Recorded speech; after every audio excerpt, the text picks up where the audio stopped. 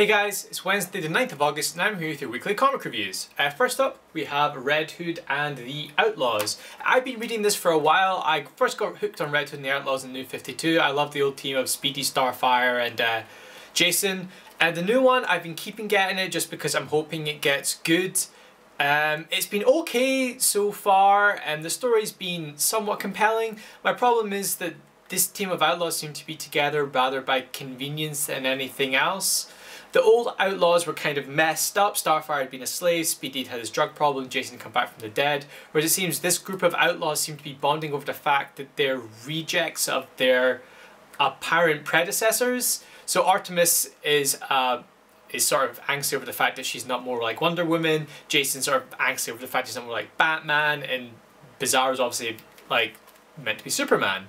So I feel it's kind of like a very odd direction for them to go in, and I feel it just wasn't as good as the old one. I mean, the story's still compelling. I really like the Bizarro story. They've made him into a character I actually quite like reading about, which I never thought I would. But overall, like, I feel it's just maybe a bit of a step back in terms of the New 52. Up for Marvel this week, Inhumans, Once and Future Kings. I decided to go for this after I kind of blasted Black Bolt sort of solo comic last week. This one was much better.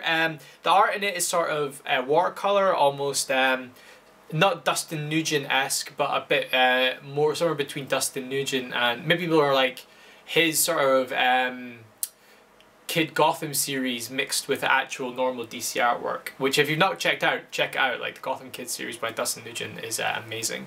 The story's good. I'm not that clued up on the actual proper history of the Inhumans, but it seems to be either a retelling or a retcon of Black Bolt and Maximus rising as this comic mainly concerns with them as children. There's also a small Lockjaw comic at the end, which you can't go wrong with a bit of Lockjaw. It seems to be the only redeeming factor of a lot of the Inhumans stuff that's coming out nowadays.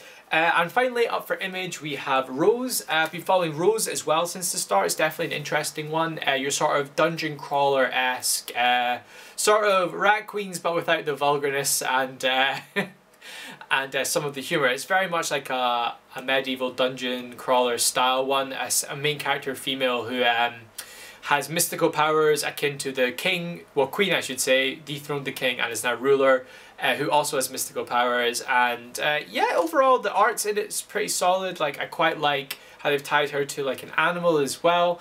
And so far, yeah, I mean, it's only on volume 5 just now, so you can't really get too much of a read on it, but it's captured my attention so far. I'm going to keep getting it and just kind of see where it goes. Well, that's it for this week, guys. Have a good one, keep watching, and keep reading.